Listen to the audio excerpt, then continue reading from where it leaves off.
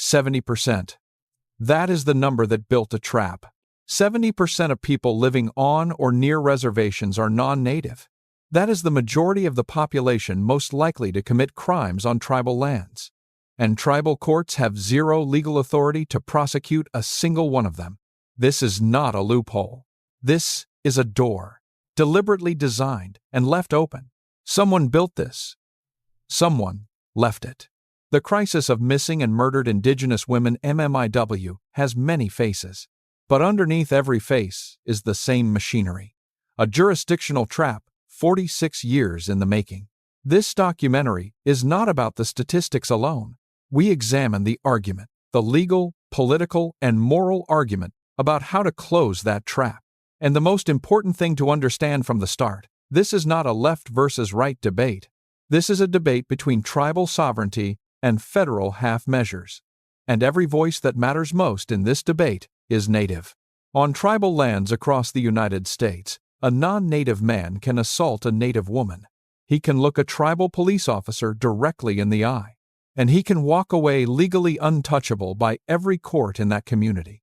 Not because the tribal court failed, not because the officer failed, because a 1978 Supreme Court ruling deliberately stripped tribal courts of that authority. 1978. The wound has a birthday. The case was Oliphant versus the Suquamish Indian tribe. The ruling was blunt. Tribal courts have no criminal jurisdiction over non-native defendants on tribal lands. The Suquamish tribe did not accept that ruling without a fight. They had governed their lands since long before any federal court existed to tell them otherwise. Tribal sovereignty is not a legal technicality created by Congress. It is a foundational political relationship between indigenous nations and the United States government, one that predates the Constitution itself. When Oliphant stripped tribal criminal jurisdiction, it did not create a gap by accident. It engineered a gap into the architecture of federal Indian law. Think of it this way. Imagine if the city of Chicago passed a law saying its police could arrest anyone for robbery except if the suspect happened to hold a driver's license from Indiana. That person could rob you, stand in front of officers, and simply leave. On tribal lands, that driver's license is simply being non-native. That is not metaphor. That is current federal law. Department of Justice data from 2004 documented that 70% figure on reservation populations, meaning the majority of people most statistically likely to commit violence on tribal lands cannot be tried there. Tribal police can respond. They can document. They can call for help. But the authority to hold a non-native suspect? Gone. Since 1978. For 26 years after Oliphant, Congress did not move to fix this. The original Violence Against Women Act passed in 1994. It contained no provisions addressing tribal criminal jurisdiction over non-natives. Native women on reservations remained in the same legal void the Supreme Court had built for them. Now enter Sarah Deer. Deer is a citizen of the Muscogee Creek Nation and a law professor at the University of Kansas. She has spent decades doing something deceptively simple, naming the mechanism so it can be dismantled. She testified before Congress. She wrote the scholarship. She trained the advocates. Her 2015 book, The Beginning and End of Rape, is one of the foundational texts in this field. Deer's argument has never been complicated in its core. You cannot solve this with federal charity. You solve it by restoring what was taken full tribal criminal jurisdiction over all persons on tribal lands. That is the first position in this debate. Full restoration of tribal sovereignty, nothing less. The second position comes from inside the federal system. Incremental expansion, VAWA, by VAWA, year by year. Both positions are held by Native people. Both positions reflect genuine strategic disagreement, not false compromise. And understanding the distance between them is understanding this entire crisis. So let us go back to the moment that seemed to close that distance. March 7, 2013. President Obama signs the reauthorization of the Violence Against Women Act. In the room, tribal advocates who had fought for years to get this language into federal law. The law includes, for the first time since Oliphant, a provision called Special Domestic Violence Criminal Jurisdiction. For the first time since 1978, federally recognized tribes can prosecute non-native domestic abusers. The celebration is real. The tears in that room are real. And within hours, the red marks begin. Legal analysts at the Indian Law Resource Center pull out the text and start marking its edges. Special domestic violence criminal jurisdiction covers intimate partner violence, dating violence, protective order violations. It does not cover sexual assault committed by a non-native stranger. It does not cover human trafficking. It does not cover violence against children. Those crimes still federal only, still subject to a prosecutor who may be hours away. And about that federal prosecutor, the Department of Justice's own data tells a story that should have been a national emergency decades ago. Federal prosecutors declined to prosecute between 34 and 46% of crimes referred from tribal lands. If nearly half of all crime referrals in Chicago were simply declined by prosecutors, it would dominate every headline. On reservations, it has been the documented norm for decades. The Government Accountability Office confirmed this in 2011. The DOJ's own Inspector General confirmed it. The federal system that tribal communities were told to rely on declines roughly 1 in 3 to 1 in 2 cases. This is the impunity corridor. This is the corridor that Oliphant built and VAWA 2013 partially, incompletely, attempted to address. But what came next? The gap between the law on paper and the law in practice? That part nobody teaches.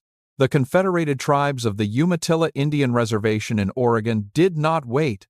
When VAWA 2013 became law, Umatilla tribal courts moved. They filed their first case under special domestic violence criminal jurisdiction in 2014. They were among the earliest in the country to implement the new provision. And what that moment proved was not that tribes were grateful for federal permission. What it proved was that tribal judicial capacity had always existed. It had been artificially suppressed by Oliphant, not absent. The Tulalip tribes of Washington moved similarly.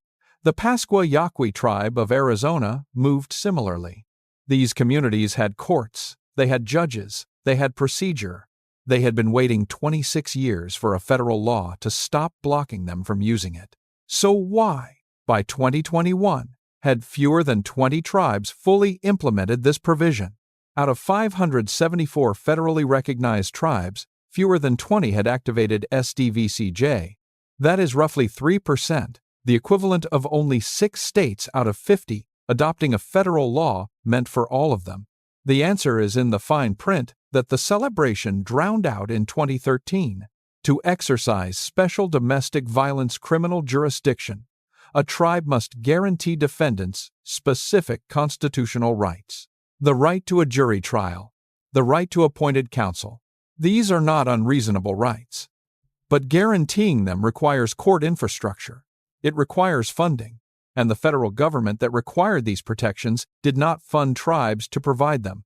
Smaller nations, those with fewer resources, more remote geography, less federal support, could not cross that threshold. The law that was supposed to open jurisdiction became a gate with a price tag most could not afford. This is where the two sides of this debate diverge most sharply. The incrementalist argument, held by some federal officials and some tribal administrators, goes like this. VAWA 2013 was a historic first step. Real, meaningful, and politically achievable. Expansion takes time. Capacity building takes time. The alternative, no provision at all, was worse. The full restoration argument, held by the Indian Law Resource Center and scholars like Sarah Deer, goes like this.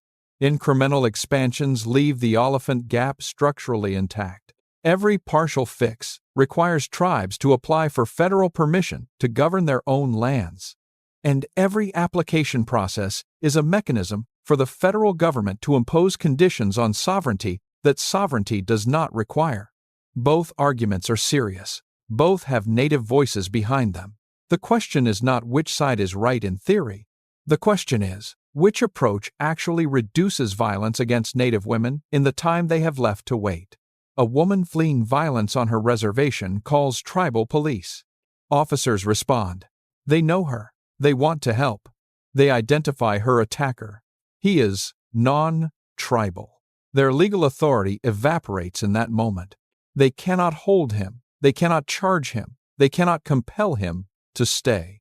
The nearest federal prosecutor may be hours away in a system that declines up to 46% of referrals anyway. This is not a hypothetical. This is documented pattern. The sound of that gap is not a gavel falling. It is the absence of a gavel silence where accountability should be. The law changed in 2013. That is not in dispute. The question that remains: did the change address the structure or only the surface? Fewer than 20 of 574 tribes implementing the new provision that is the surface answer. But the deeper question is this: who should decide how Native women are protected on Native land? That question, sovereignty versus federal administration, is where this debate lives. The Indian Law Resource Center is a Native-led nonprofit legal organization. They have argued since at least 2011 that incremental VAWA expansions leave a structural problem intact. Their position is precise. The only constitutionally durable fix is a congressional act. That act would explicitly restore full tribal criminal jurisdiction over all persons on tribal lands. Not jurisdiction over domestic violence, not jurisdiction over sexual assault by strangers, added later. Full criminal jurisdiction, the same jurisdiction that existed before 1978, before Oliphant removed it. This is not a radical position, it is a restoration argument. It says, what was taken by a court ruling can be restored by a congressional act. Congress has the authority under the Indian Commerce Clause and federal trust responsibility. The political will is what has been missing. The counterargument from federal officials has several layers. First, full restoration of tribal criminal jurisdiction over non-natives would face immediate constitutional challenge. Oliphant was a Supreme Court ruling, not a statute. Reversing its effects fully would likely require either new Supreme Court review or explicit congressional authorization. Second, resource parity is the real barrier, not legal text.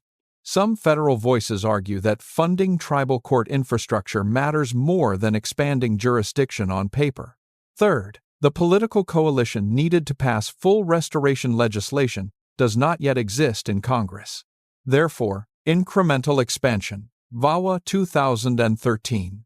VAWA 2022 is the pragmatic path. The Indian Law Resource Center's response is direct. Pragmatism has a body count.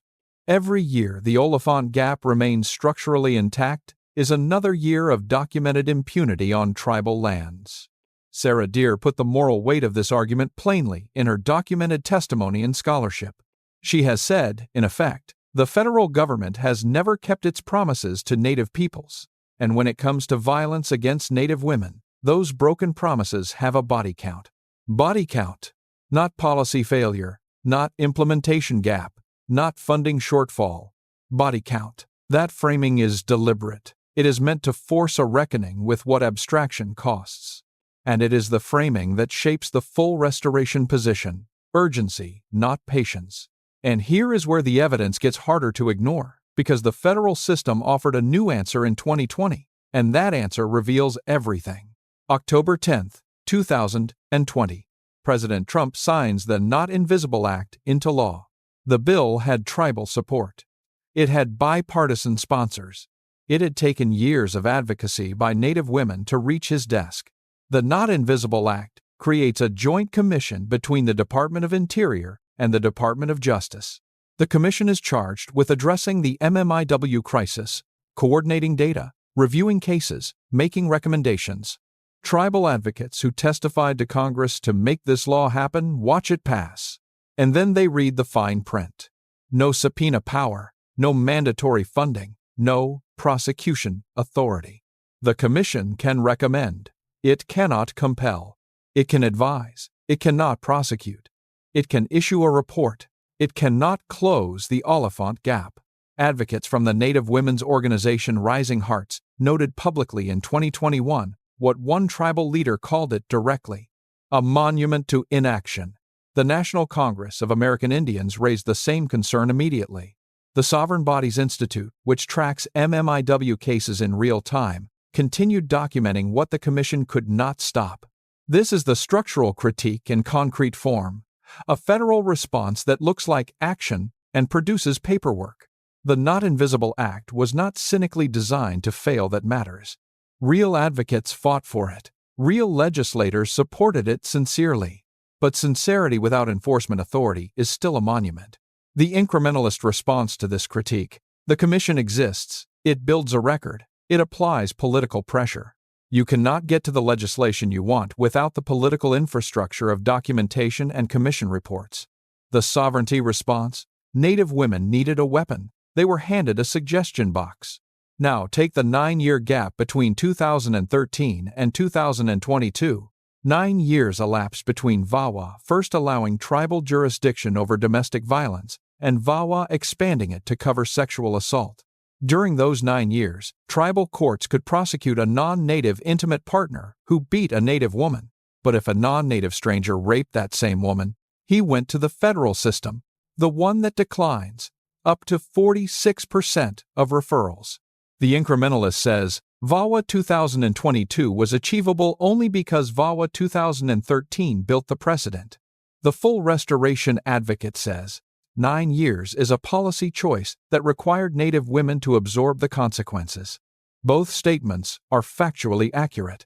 They draw different moral conclusions from the same timeline. VAWA 2022 is real progress. Its advocates are right to claim it. The reauthorization, signed March 15, 2022, expanded tribal jurisdiction significantly. Non-native perpetrators can now be tried in tribal courts for sexual violence, sex trafficking, child violence, and stalking on tribal lands. This is what 9 more years of advocacy by the Indian Law Resource Center, tribal governments, and Native women's organizations produced.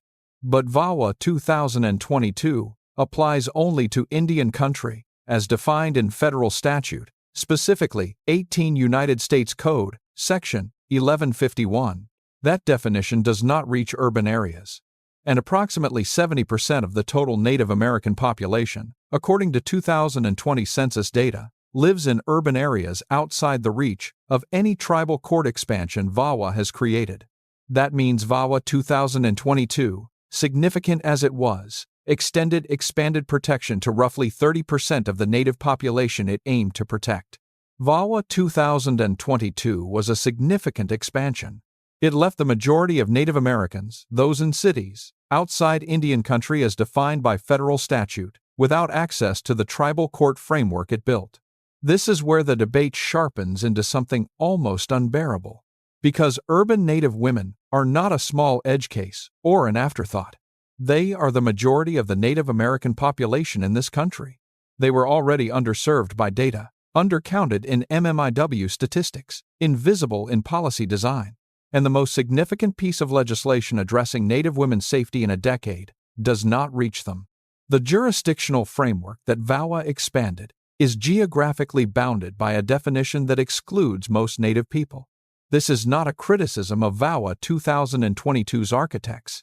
It is a structural fact about what the incremental approach, however well-intentioned, has not yet addressed. The full restoration argument points here and says, a complete congressional restoration of tribal sovereignty does not have this geographic problem. Tribal nations can extend governance frameworks to serve their members wherever federal law allows recognition. The incrementalist says, the political pathway to that comprehensive law does not exist yet, and in that gap, between not yet and now, Native women remain. But the most revealing part of this story is still ahead, because the question of who gets to decide is not settled, and it never was. As of 2024, the Not Invisible Act Commission has issued its recommendations. The Sovereign Bodies Institute continues tracking MMIW cases in real time. The NamUs database, the National System for Unidentified Persons, is still used inconsistently by local law enforcement agencies. Data on MMIW cases remains fragmented across federal, state, tribal, and local systems that do not consistently communicate. VAWA 2022 is in early implementation. Tribes are navigating expanded jurisdiction right now. Some tribes have the resources to move quickly. Some are still in the same position as 2013, waiting for funding that never arrived. This is the active present tense of this debate, not history. Now, the tribal sovereignty argument, at its core, asks a question that should not be controversial. Why does a nation, a sovereign political entity recognized by the United States government, need federal permission to prosecute crime on its own land? The answer is Oliphant. The answer is a single Supreme Court ruling from 1978. The ruling was based on the assumption that tribal courts lacked sophistication to protect defendants' due process rights. Umatilla filed their first SDVCJ case in 2014 and handled it with full constitutional procedure. Tulalip did the same. Pasquayaki did the same. The assumption was not just wrong, it was the projection of federal anxiety onto tribal institutions as justification for taking their power. Sarah Deer's scholarship names this pattern directly. Federal solutions imposed without tribal input replicate a colonial structure. She testified to Congress that legislation must be built with tribes not for them. That distinction, with versus for, is the moral spine of the sovereignty argument. The federal incrementalist argument also has a moral spine. It runs like this. In a system where tribal advocates have fought for decades to move federal law, even incrementally forward, demanding full restoration in one legislative act, without the coalition to pass it, may leave Native women with nothing while perfect crowds out possible. This argument is not dismissive of sovereignty. Some of its proponents are tribal members who have weighed the political math and chosen the path that produces the next protection, not the ideal protection. The tension here is real, not theatrical. It is the tension that lives inside every social movement forced to decide between the achievable and the necessary. And it is a tension that Native communities are fully capable of holding without outside arbitration. NIJ-funded research, published in 2016, found something that needs to land clearly. In some tribal communities, Native women face domestic violence victimization rates more than double those of non-Native women. Geographic isolation compounded this. Some reservations have one law enforcement officer covering hundreds of square miles. Underfunded tribal law enforcement, jurisdictional confusion between tribal, state, and federal authority. These structural factors do not exist in isolation. They were built in relationship to each other. Oliphant created the jurisdictional confusion. Federal underfunding created the enforcement vacuum. Geography was weaponized by removal policy. This is not a collection of separate problems. It is one engineered system. Systems can be dismantled. If they are named, the brief statistics of this crisis deserve their moment, plainly stated. Native women face murder at rates far exceeding the national average, a disparity documented across federal datasets. The media coverage of these cases has been drastically lower than coverage of equivalent cases involving non-Native victims. These facts have other videos. This video is about the mechanism beneath them. The mechanism is Oliphant. The partial repair is VAWA. The gap between them is where the debate lives. What would full restoration actually look like in legislative form? The Indian Law Resource Center has laid out the framework repeatedly. A congressional act explicitly restoring tribal criminal jurisdiction over all persons on tribal lands. Not limited to domestic violence. Not limited to Indian country, as defined by 18 U.S.C. 1151. Not contingent on tribes meeting infrastructure thresholds that the federal government has refused to fund. Full criminal jurisdiction, the governance that existed before 1978, legislatively restored. Paired with mandatory, dedicated funding for tribal court infrastructure so that implementation is not a second barrier. This is the policy target that the sovereignty argument has articulated consistently for over a decade. Congress has not passed it. It has not come to a floor vote in that comprehensive form. The question this debate asks is whether Congress's failure to act is a political obstacle or a structural choice. The incrementalists point to VAWA 2022 as evidence that the structural choice can be reversed piece by piece. They point to the Umatilla case of 2014 as evidence that tribal courts were ready. They point to the fact that before 2013, 0 non-Native perpetrators could be tried by tribal courts for any crime against Native women. 0 to something, even incomplete something, is movement. The sovereignty advocates do not dispute the movement. They dispute the pace being acceptable given the stakes. 9 years between domestic violence jurisdiction and sexual assault jurisdiction, and 70% of Native Americans still living in urban areas outside any of these tribal court expansions. At the current pace of incremental expansion, when does the protection reach them? There is a specific kind of frustration that has no clean name. It is the feeling of watching a system produce exactly what it was designed to produce and calling it a malfunction. The federal declination rate, 34 to 46%, did not appear by accident. Underfunded tribal law enforcement did not appear by accident. The Not Invisible Act's lack of enforcement authority did not appear by accident. These are design features of a system that has never been fully committed to equal protection of Native women under law. Sarah Deer's framing returns here, with full force. The federal government has never kept its promises to Native peoples. And when it comes to violence against Native women, those broken promises have a body count. That sentence does not have a comfortable response. The response that the incrementalist position attempts is this: the trajectory is now toward keeping promises. 2013 was not a promise kept, but it was a promise moved toward. 2022 moved further. The Commission, imperfect, created a political record.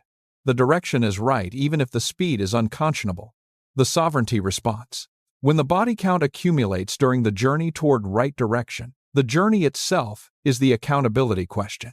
Who bears the cost of incremental progress? The answer has been, consistently, Native women. There is one area where both sides of this debate converge without qualification: data. The absence of reliable, consistent, federally mandated data on MMIW cases is not acceptable to anyone in this conversation. The NamUs database inconsistency, the fragmented reporting between tribal, local, state, and federal law enforcement. The Not Invisible Act Commission's recommendation on data coordination is one of its most actionable outputs. Both incrementalists and sovereignty advocates want a federally mandated, tribally informed data infrastructure. Both want the media coverage gap addressed, the near total absence of national reporting on MMIW cases. Both want mandatory funding. The debate is not about whether resources are needed. The debate is about whether resources are sufficient without structural legal restoration. That narrow but consequential disagreement is where the policy fight lives in 2024. The Sovereign Bodies Institute continues its work in real time. They are counting. They are naming. They are building the record that the federal government has not built. That is what sovereign institutions do when the federal system fails them. They build their own infrastructure. Umatilla built their SDVCJ case in 2014 without being asked if they were ready. Tulalip built it. Pasquayaqui built it. Every tribe that implemented SDVCJ, despite the funding barriers, despite the infrastructure requirements, despite the federal conditions, proved the same thing. Umatilla proved the moment they filed that first case. Tribal courts were never incapable. They were constrained. Remove the constraint, fund the capacity, and tribal justice moves. The evidence for full restoration is not theoretical. It was filed in 2014. So where does this debate stand as VAWA 2022 enters implementation? The expansion of tribal jurisdiction to cover sexual violence, sex trafficking, and child violence by non-natives is law. For the 30% of Native Americans living in Indian country, as defined by federal statute, the protection framework expanded significantly. For the 70% living in urban areas, the framework remains structurally absent. The Not Invisible Act Commission has issued recommendations with no enforcement mechanism to compel their adoption. Federal declination rates for reservation crime referrals have not been publicly re-benchmarked since the GAO reported them in 2011. The Oliphant gap, full criminal jurisdiction over all persons on tribal lands, remains unlegislated. And the Indian Law Resource Center is still, in 2024, making the same core argument it made in 2011. Not because nothing changed, because the structural center has not moved. This is the moment in a documentary where the narrator is expected to tell you which side is right. This documentary is not going to do that. Not because the question is unimportant, it is the most important question in federal Indian law right now, but because the people who get to answer it are Native women, tribal legal advocates, and sovereign nations. Not this camera. What this documentary can do is make the argument visible so that you, a viewer with a voice in this democracy, understand what you are looking at. You are looking at a 46-year-old Supreme Court ruling that stripped criminal jurisdiction from tribal courts. You are looking at a 26-year gap before Congress addressed it at all. You are looking at 11 years of incremental expansion that has covered, at best, a fraction of the Native population. You are looking at a commission created in 2020 that can recommend but not compel.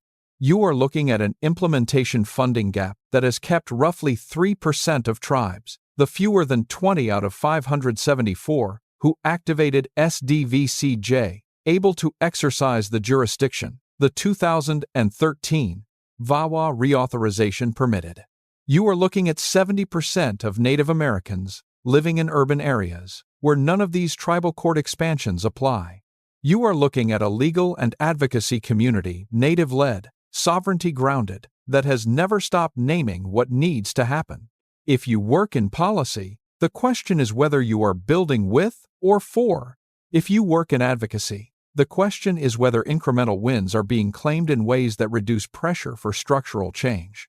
If you work in law, the question is whether Oliphant is permanent or political. If you work in media, the question is why this jurisdictional architecture has not been front-page news for 46 years. And if you are simply a person watching this, the question is what it means that this is the first time you are hearing any of it explained this clearly. Ask yourself who benefits from that silence. Resources for this conversation are real and ongoing. The Indian Law Resource Center's policy brief, Ending Violence Against Native Women, is publicly available and written by Native legal scholars. The National Indigenous Women's Resource Center tracks SDVCJ implementation and publishes updates through their Restoration magazine. The Sovereign Bodies Institute maintains live case documentation at their public database.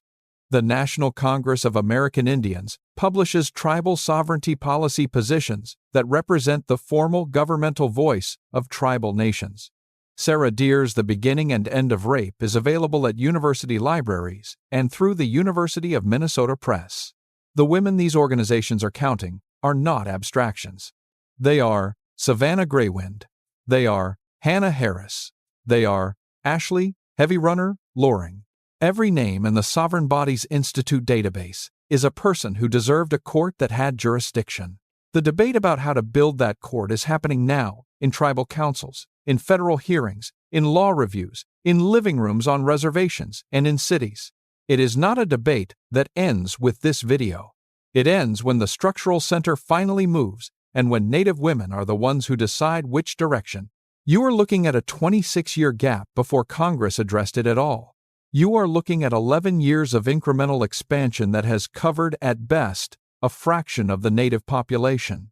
You are looking at a commission created in 2020 that can recommend but not compel. You are looking at an implementation funding gap that has kept 3% of tribes, 3%, able to exercise the jurisdiction the 2013 law permitted. You are looking at 70% of Native Americans living in urban areas where none of these tribal court expansions apply. And you are looking at a legal and advocacy community, Native-led, sovereignty-grounded, that has never stopped naming what needs to happen. If you work in policy, the question is whether you are building with or for. If you work in advocacy, the question is whether incremental wins are being claimed in ways that reduce pressure for structural change. If you work in law, the question is whether Oliphant is permanent or political. If you work in media, the question is why this jurisdictional architecture has not been front-page news for 46 years. And if you are simply a person watching this, the question is what it means that this is the first time you are hearing any of it explained this clearly.